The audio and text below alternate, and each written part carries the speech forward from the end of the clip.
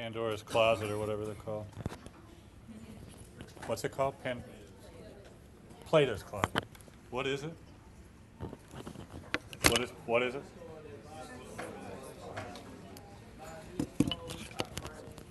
Used clothes sub-brand. Okay. So we have a little bit to go over. Got the test on Wednesday, and we need to cover econ. So I think I'll just do that if that's all right. I'm still getting over this damn bronchitis, but anybody else have it? Anybody else on these antibiotics? Hope you don't get it. Terrible.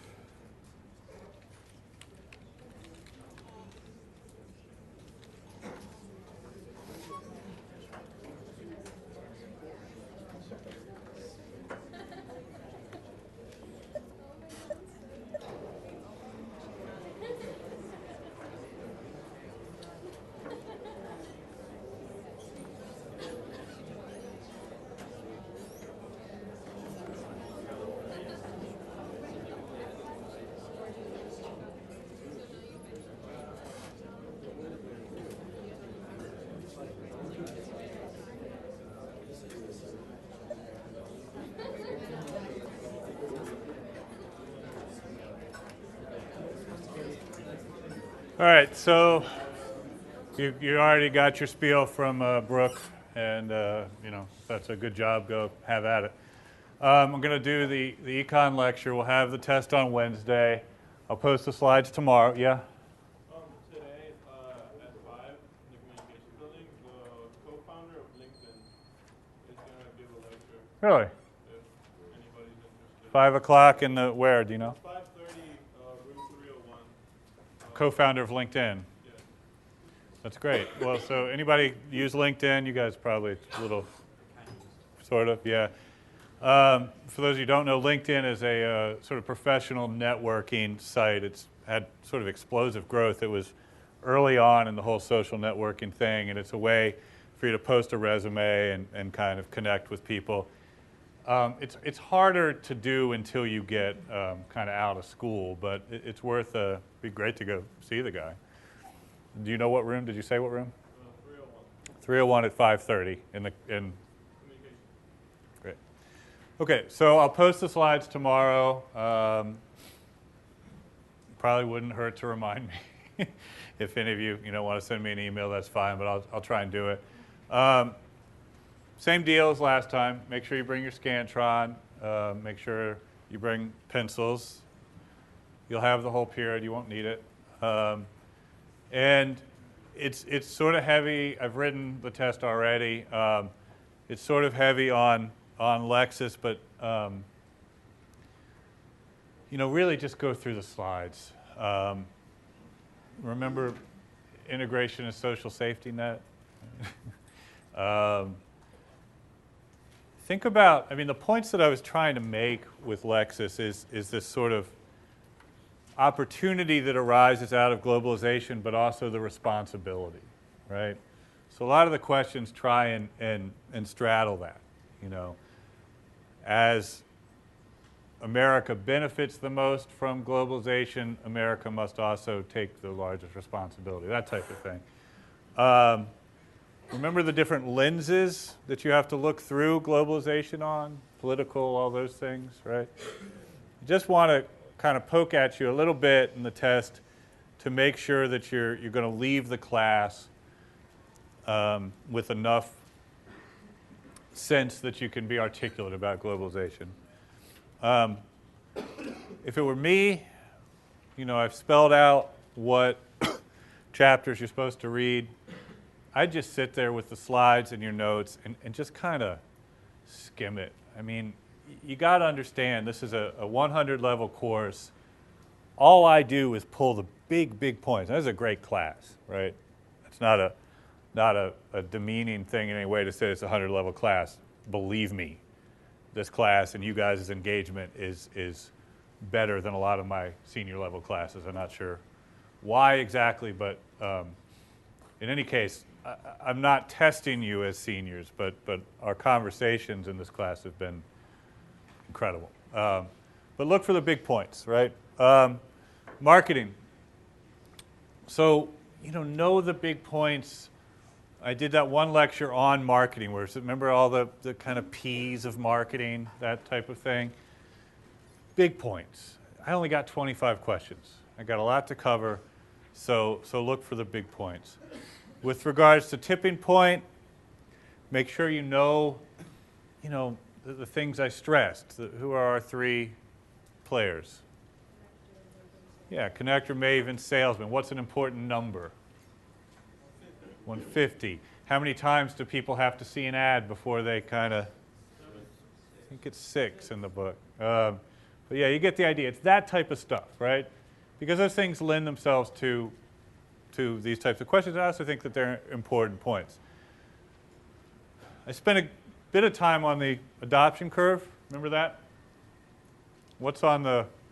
If I'm the adoption curve, what's this? Early adapters or mavens. Mavens, good. And then the middle? So, make sure you get that. Questions? Feel okay about the test? This one typically is the one that people don't do as well on because of Lexis. But as I say, I haven't made it difficult. All right, so you guys will all take, I guess, Econ next semester or next year, micro. All right, so this will just be a little warm-up for that. And as I say, this is on the test. If you look at the syllabus, we're a little out of order. I was supposed to cover this before, but we got to it. So I can't really underestimate or understress the importance of economics. It's something that once you have sort of a base level of understanding on, you kind of can't walk through the world without thinking about it. Now you have a whole class next semester on it, so I'm just going to hit you with the big points. But I want you to walk into that class knowing a little something. And so what you have to think about with economics, you have a thing, whatever that thing is, and you can't make enough of that thing. The demand for your thing outstrips your ability to supply it. What do you do in economic terms? Raise the price. Have you had some economics? So why? Can you elaborate on why that you would do that? Well, you raise the price because you're diminishing marginal value for that object. Don't use economic terms. I mean, I appreciate the marginal value line, but just talk about in plain English. Try and sum it up. Your cost more to you than what you're selling them for. Okay. And since you can't make them at a fast enough rate to sell them at a lower price, you raise them to those who actually need the product to buy it. And You're doing a great job. It's a little abstract. I mean, let me try and put it into slightly different terms. You're in a band, and you play a concert, and you play at a building or a venue that holds 100 people, but there are 1,000 people who can't get in. Okay? Next time you play there, what are you going to do? No, you can't, though. You can't, because just say it's the only venue in town. You're going to raise the price. Because what you're doing is, as you raise that price, the people that feel that don't value that concert as much will fall off, right? So say your ticket price was $10. $10, and you've got a room that sits 100, but 1,000 people want to come in. People are saying, I value seeing you in concert more than I value my $10, okay? But if you raise that up to $50, there will be people that will say, well, look, at $20 I'd probably do it, at $30 I'd do it, at $40 I might do it, but at $50 I value my $50 more than I value going to that concert. Does that make sense? So the demand goes down. The demand will go down because the price goes up. Think about oil, right? Oil is where now? Price per gallon. Let's not do price per gallon. Where is it? Where's gas price? If you're going to put gas in your car, where are we? 260, 270, right? So at that point, supply and demand are kind of sitting in the right place, right? And this is the famous sort of econ chart, right? You guys have all seen this. Which curve is which? Okay. And so you gotta memorize this, and let me show you how. Nobody should get this wrong on the test.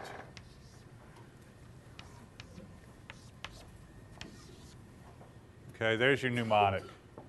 Supply goes up, right? People confuse this. I've seen, embarrassingly, econ professors screw it up. They get turned around all the time. The way to remember it is that there's an up in the word supply.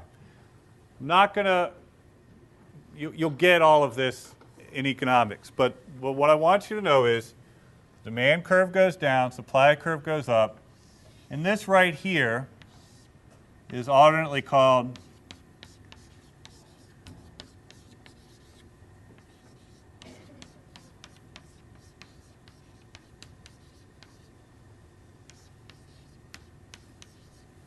equilibrium or market clearing price. I prefer market clearing price, but what it means, it's where the supply meets demand, okay?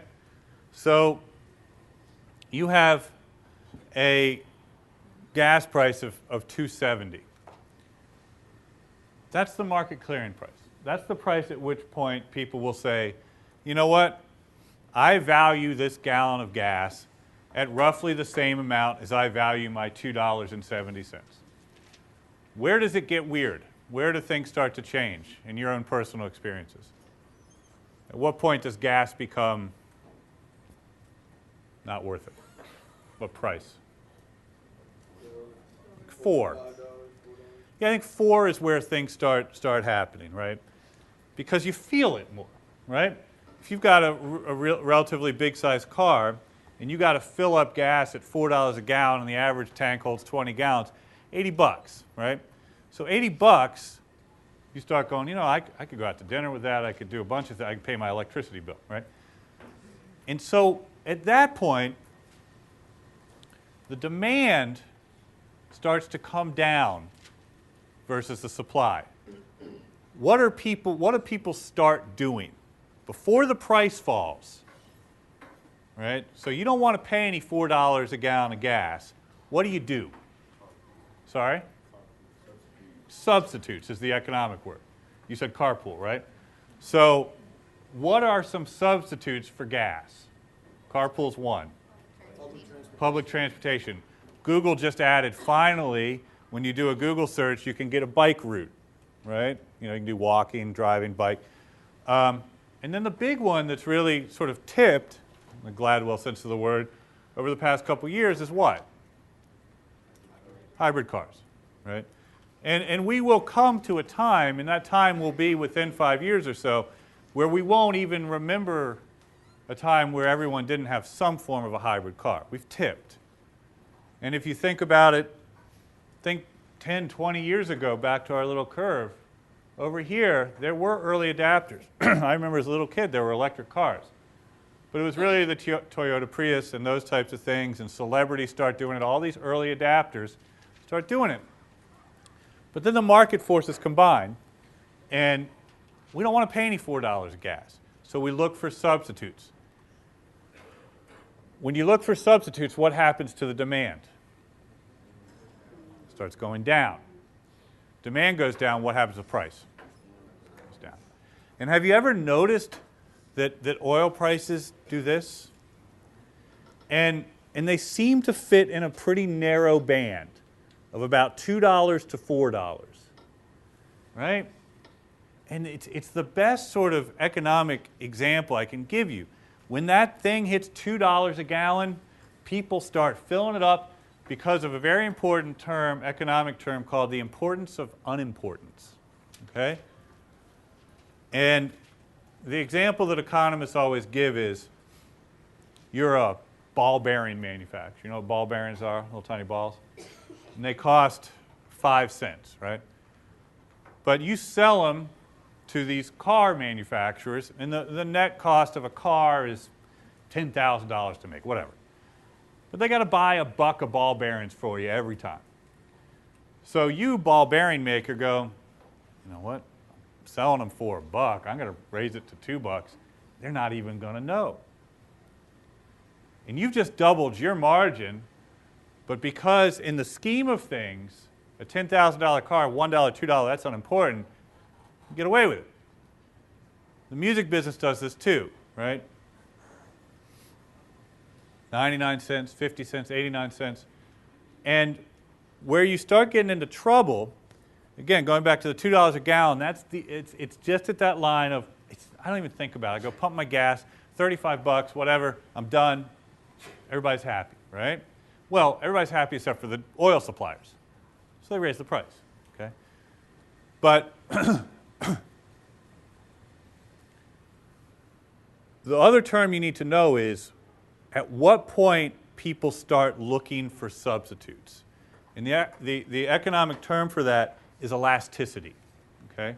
Elasticity of demand. And if something has a very elastic demand, okay, drink some more of your things, okay. If something has a very elastic demand, it means that the relationship between its price and buyers is profound. If you raise the price, people will stop buying. If you lower the price, people will stop buying. Elastic. Give me an example of something. So oil has pretty elastic demand. At $4, people look for substitutes. Yes, sir. Water is what? Elastic or inelastic? How so?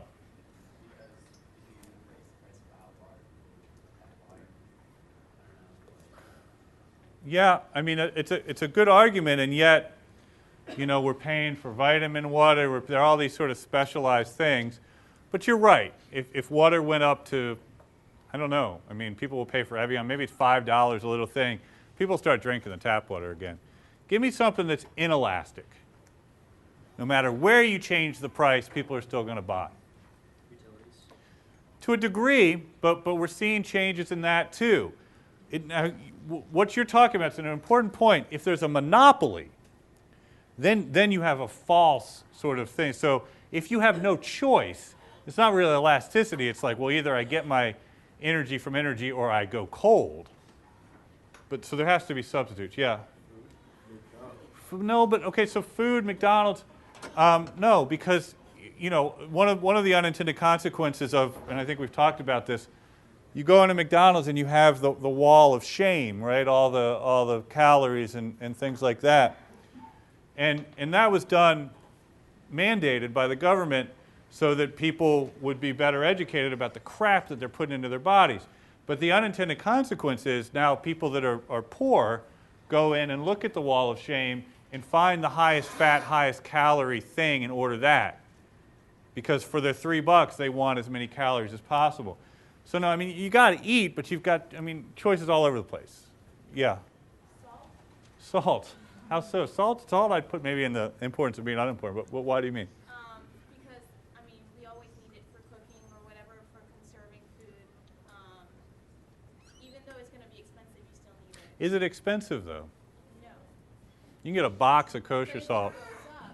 I don't know. Do you think that's true? If that box of kosher salt, which I agree with you, is essentially the importance of being unimportant. You throw it in your grocery cart, it's $1.50 or whatever. It lasts for a year. You don't even think about it. If that suddenly became $20, people would buy less salt. Yeah. Video games? Oh no, no. I mean, if the price of video games go up, people will look for substitutes. And not only will they just look for substitutes, what will they do? This happens to music too.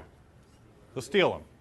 Yeah, and this is the big issue, like with Netflix, what's going on, where they now have this 20-day window where you can't get new movies on Netflix. Well, so what do people do?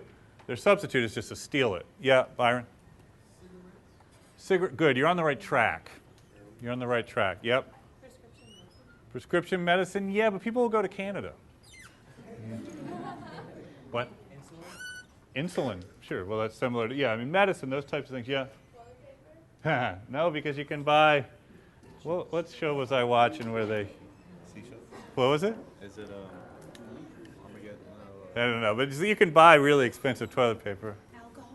Alcohol, again, you're on the right track, yeah. Cocaine, drugs, yes. What? Professional work.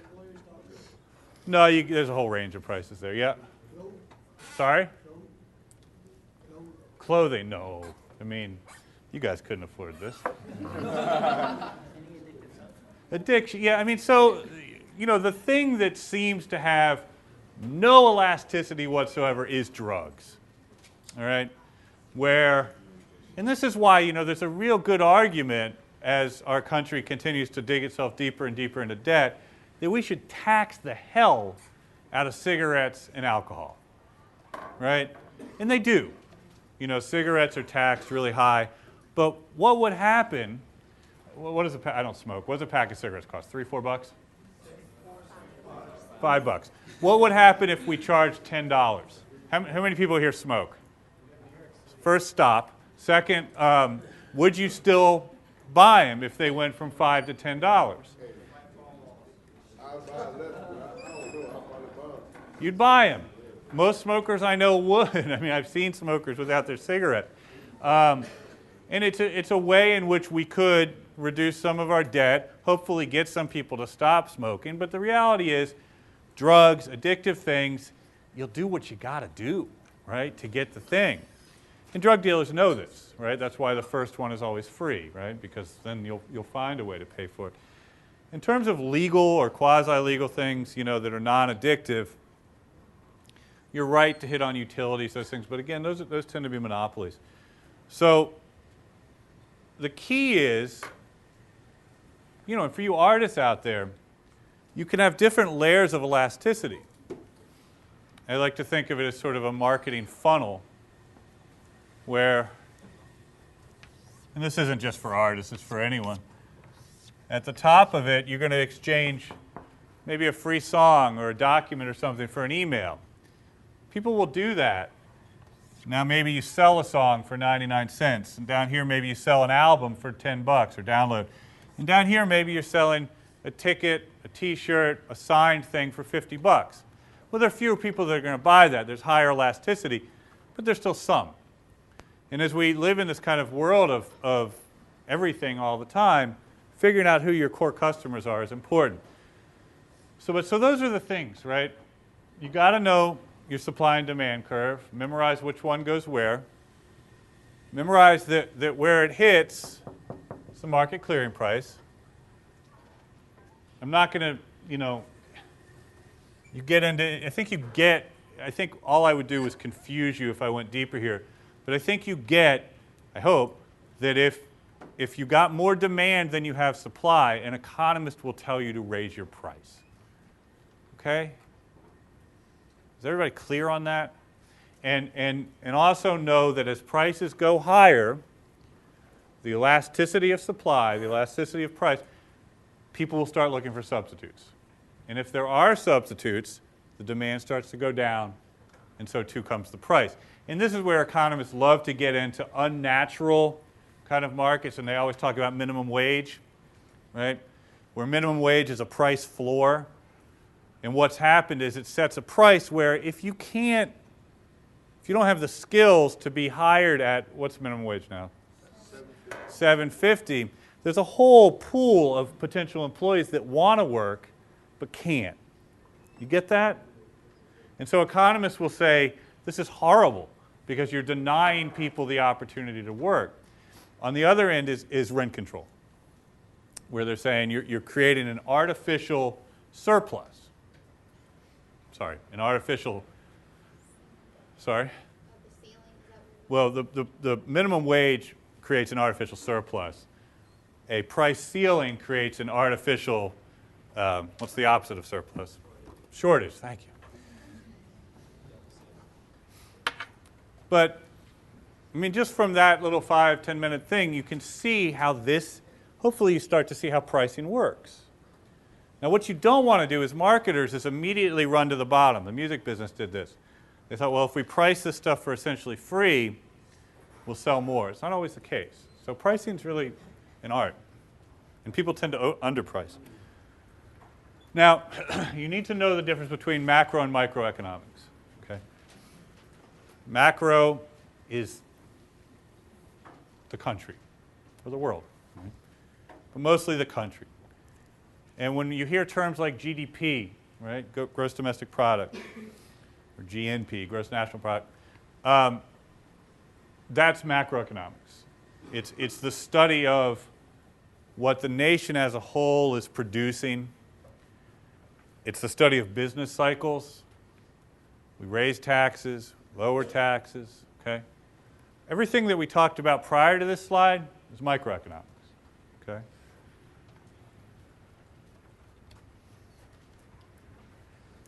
In any market where there's a buyer and a seller, which is every market, you have this. You have our supply-demand market clearing. And so, you know, you'll use whatever you can to sort of memorize the difference, but just remember macro, big, right? The whole country. Micro, buyers and sellers.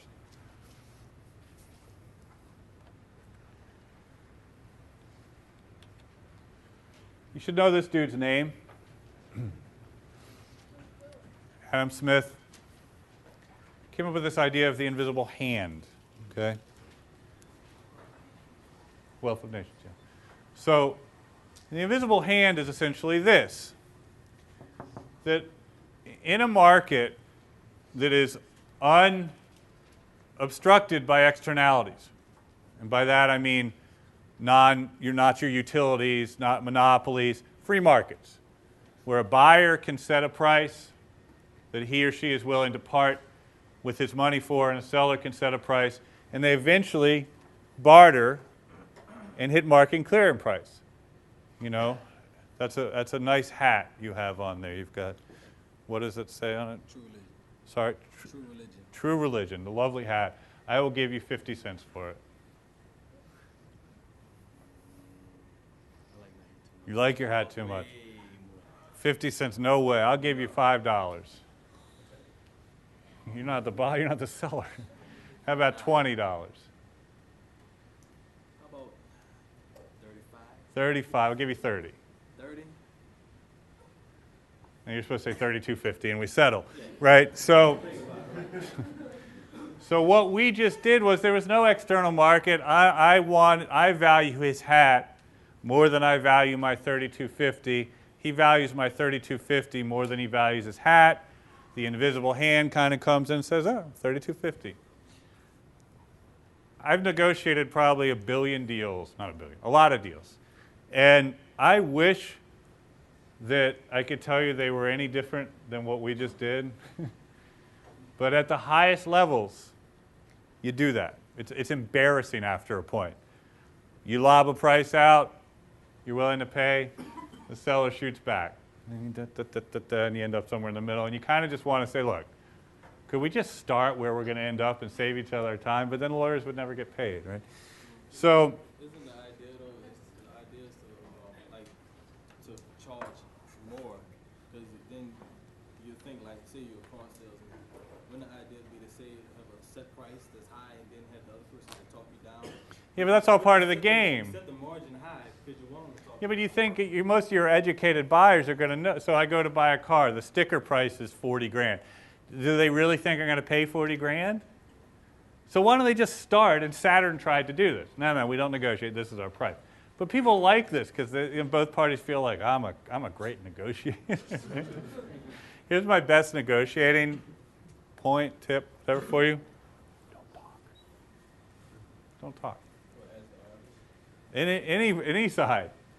The less you can say in a negotiation, it's better because when you're looking for a job, you guys will get there with a salary thing too, and it'll be sooner than you want, where they'll throw some number at you. Never ever be the one that offers the number. And remember this, because you'll be going into jobs if you haven't already, and they'll say, look, you're the potential employee, and you want to know what the salary is. Let them make the first move in any negotiation, always. So if they say, well, what's your salary expectations? You want to say, well, I would like to be paid consistent with others of my skill levels and ability.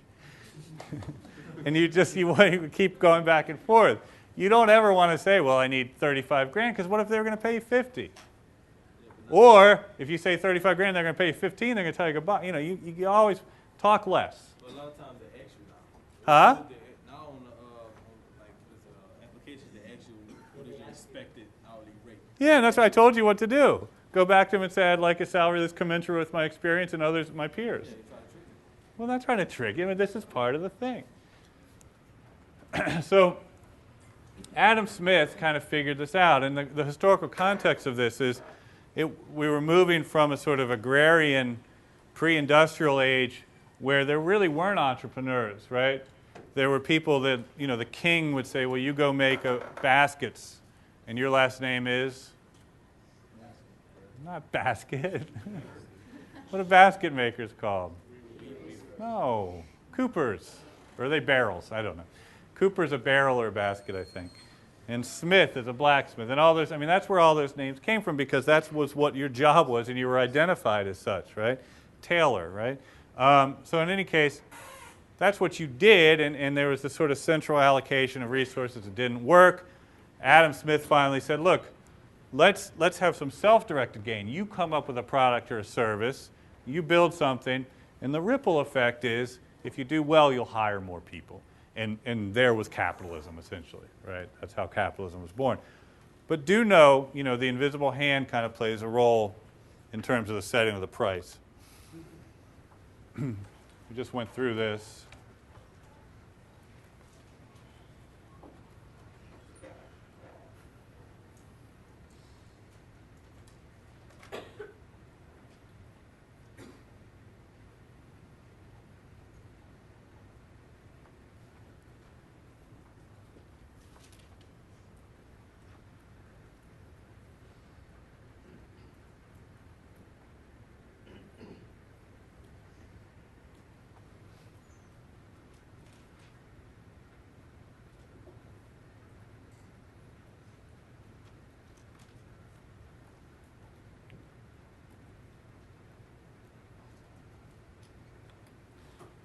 All right, now look, this is all in your book. Don't copy it. Hang on. Who has their book here? The blue book. Let me just double check something. Oh, thank you.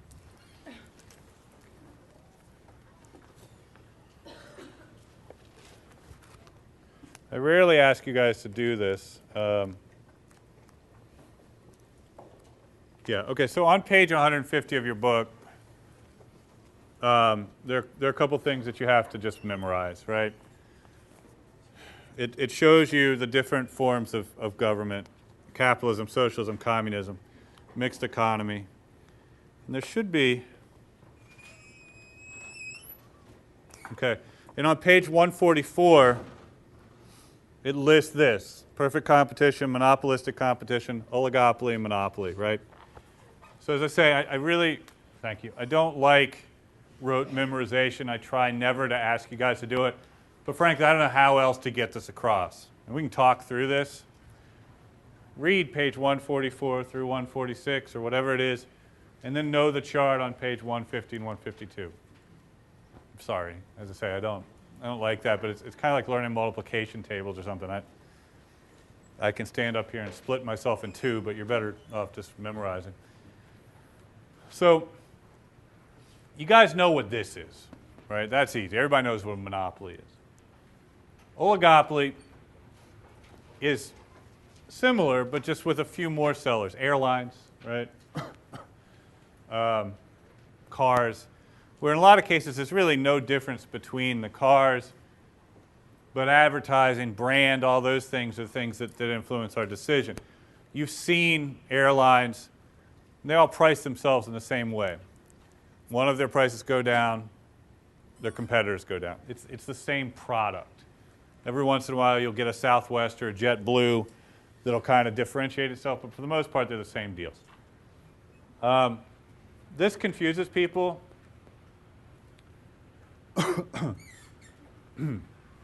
Sort of pre-Apple, you couldn't tell the difference between Compaq and Acer and Dell. It's the same thing, right? But you've got all of these, lots of different sellers. And the difference here between the two is oligopoly, it's a few. They're probably, what, 5, 10 real airlines, okay? But there used to be, and I guess there still are to a degree, a lot of computer manufacturers. A lot of candy bars. Is there really a difference between Milky Way and Three Musketeers? Right? Same thing. Is there? Byron, is there a difference between Milky Way and Three Musketeers?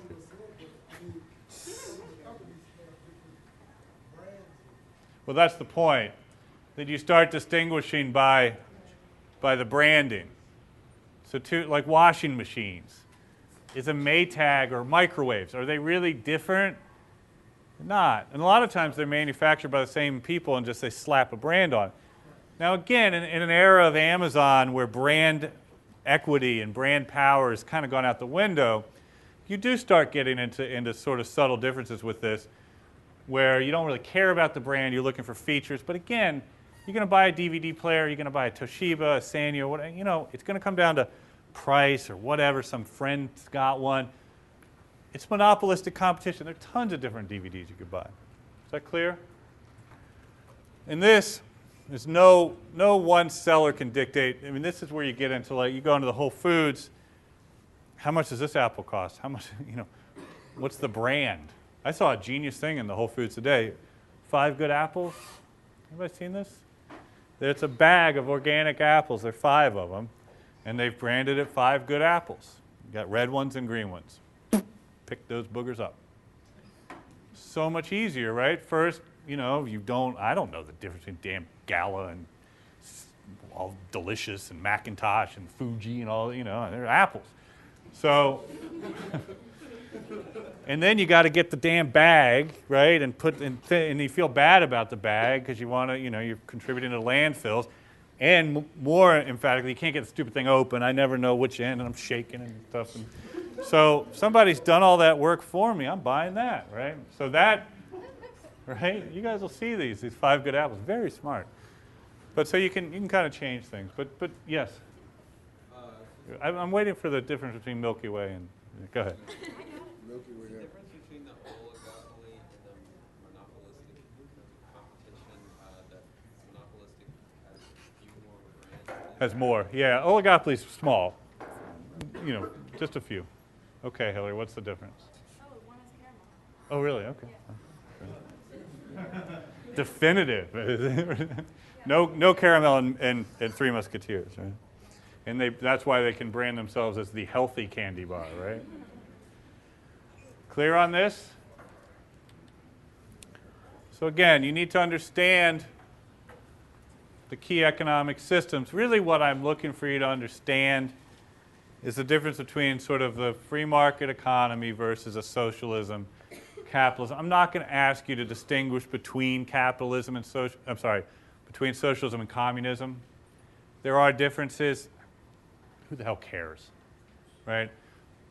Both of them are command and control economies where somebody sits at the middle and tries to allocate stuff versus a free market economy where there is no centralized thing. buyers and sellers determine what's produced based on need, based on our chart. So GDP, know the definition of this. All the stuff that we make, right, in a year adds up to our gross domestic product. And as we've talked about going back to Lexus and Olive Tree, you know, as your gross domestic product goes up or down, it correlates to what? Somebody's thinking it. Standard of living. And that's what's happening now. Our gross domestic product is going down. We're in a recession. A recession is defined as 2 negative quarters of GDP. So rather than growing, rather than making and selling more stuff, we're making and selling less stuff. Our GDP goes down. Our standard of living goes down. We're feeling it. Sucks. We don't go out to eat as much. Yeah, we're stressed. In the business cycle, it says that the second part is a recession, where you have 2 more consecutive quarters of decline in GDP. Does that? That's what I just said, right? Right, but does that mean that GDP can also apply to a sort of like an individual business? No, gross domestic product. So it's just only for The whole country. And recession is 2 negative quarters, 6 months of negative growth. We're selling, creating less stuff now than we did before. It's why we don't know we're in a recession until we're in it. We're in one now because we can look back and go, 2 quarters ago we were doing better, you know.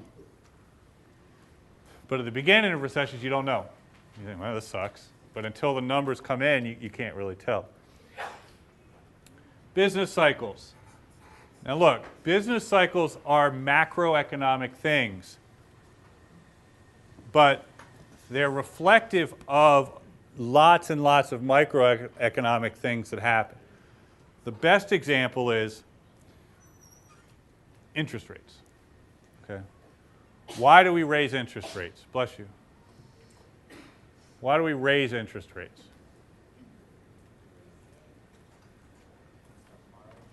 What? Okay, stop borrowing. Why would we want people to stop borrowing?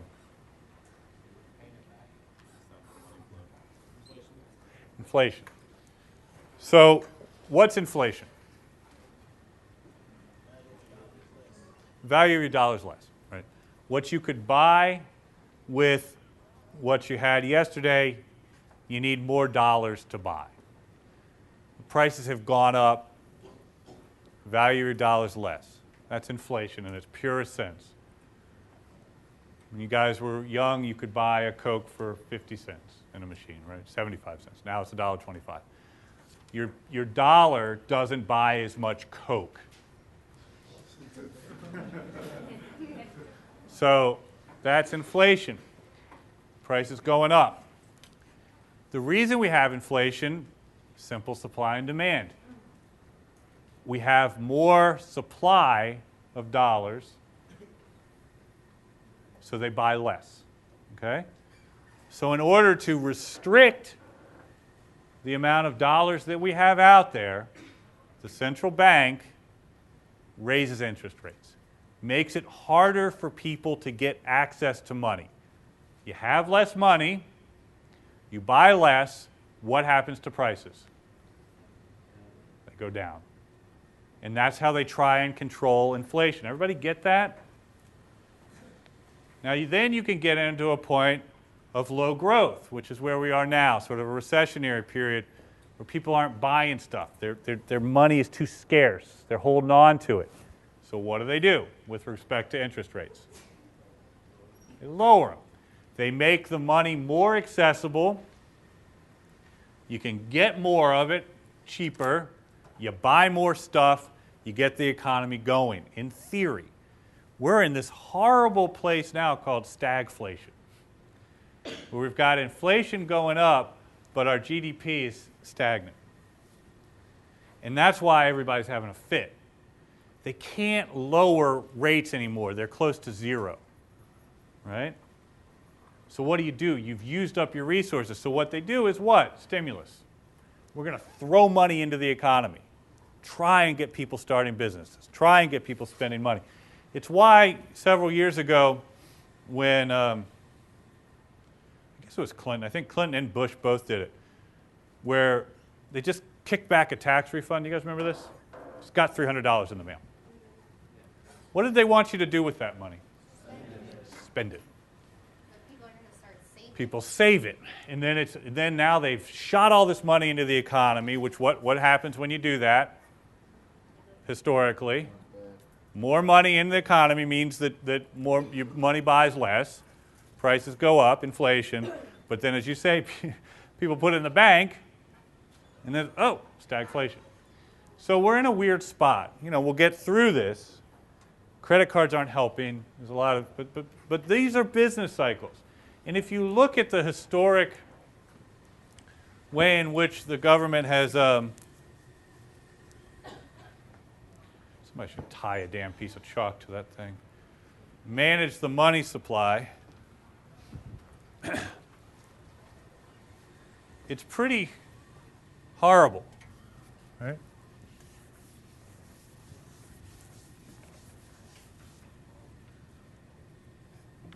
Interest rates go like this. We lower them, we raise them, we try and combat inflation, we try, and this is true. If you look at a graph of, you know, 0% interest rates up to, say, 10%, you know, and you'd think we could just leave it at 3 or 4 or whatever, right? Now people got to meddle. And this is where the central bank guys, you know, Bernanke and all those guys, that's what they determine. How do we slow the growth or increase growth? Fiscal policy, right? This is just what we talked about. We're going to increase or decrease taxes or raise or lower interest rates, right? This is all macroeconomic GDP stuff. Whether you like it or not, this is our system, and we're all impacted by it.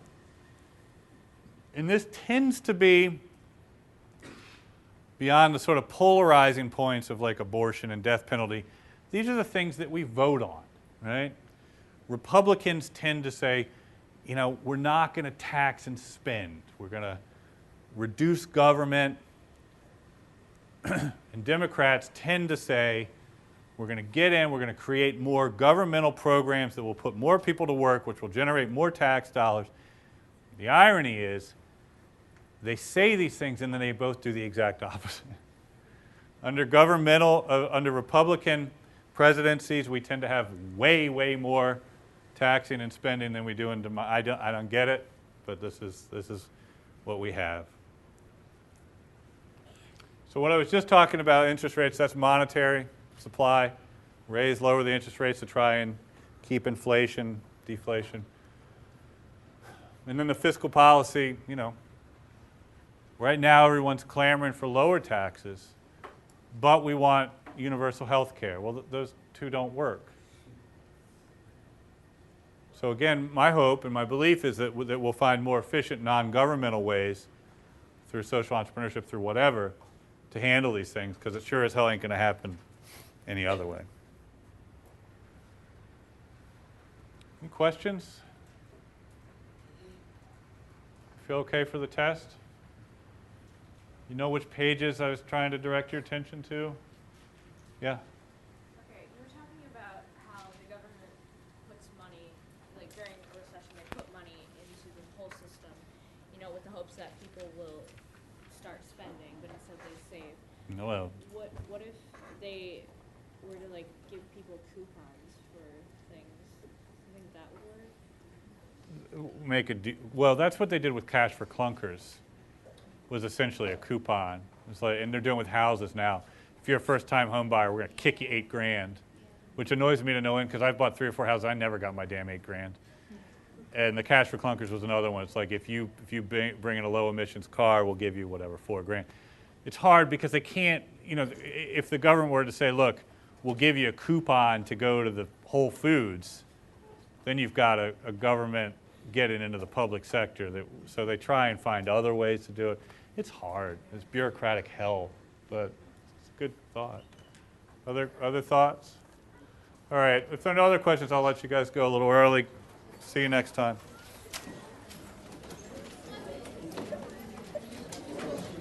Bruh.